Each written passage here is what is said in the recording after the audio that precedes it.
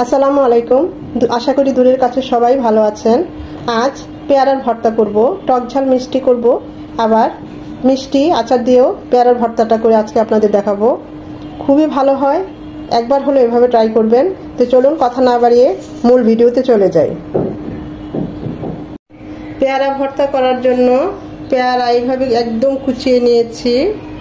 লাগছে লেবু রস, তাই 2 পিস লেবু নিয়েছি। এটা সুগন্ধি লেবু, যেটাতে ফ্লেভার হয়, রস খুব কম হয়, সে ধরনের লেবু নিয়েছি। বিট লবণ, চিলি ফ্লেক্স, ঝাল যে যেমন পছন্দ করে। আর এখানে নিয়েছি মিষ্টি আচার। আপনারা চাইলে যে কোনো আচার নিতে পারেন, টক ঝাল মিষ্টি ওই আচারটাও নিলে খুব ভালো হয়। তা আমি আজকে মিষ্টি আচারটাই নিলাম। এখন এগুলো সব একসাথে মাখিয়ে নেব। এখানে বিট লবণটা দিবেন, স্কিপ করবেন না, দেখবেন খুব ভালো হয়। আর লেবুর রস, বিশেষ করে এরকম সুগন্ধিযুক্ত লেবুর রস।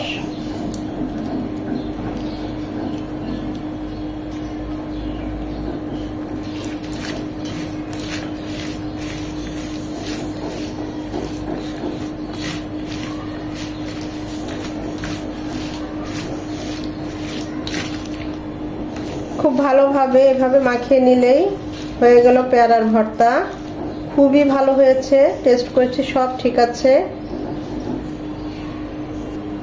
এখন আরেকভাবে ভর্তাটা করে দিচ্ছি। টক ঝাল মিষ্টি আচার নিয়েছি তেল সহ, চিলি ফ্লেক্স, বিট লবণ, পেয়ারা কুচি আর 1 পিস লেবু। এখানে আপনার লেবুটা স্কিপ করতে পারেন যেহেতু টক ঝাল মিষ্টি আচারটা, কিন্তু আমি ফ্লেভারের জন্য, যেহেতু এটা সুগন্ধি লেবু, তাই ফ্লেভারের জন্য 1টা পিস দেব।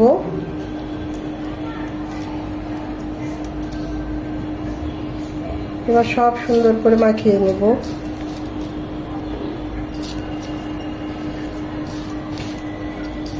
কাসুন্দ দিয়েও পেয়ারার ভর্তাটা করলে ভালো হয়, তবে এভাবে আচার দিয়ে করে দেখবেন, খুবই ভালো হয়, অসাধারণ হয়। বিট লবণটা স্কিপ করবেন না, সাদা লবণের পরিবর্তে বিট লবণটাই দিবেন, এতে টেস্ট অনেক গুণ বেড়ে যায়। তৈরি হয়ে গেল আমার টক ঝাল মিষ্টি পেয়ারার ভর্তা। অসাধারণ হয়েছে পেয়ারার ভর্তাগুলো, খুবই ভালো হয়েছে। এভাবে একবার হলে ট্রাই করবেন।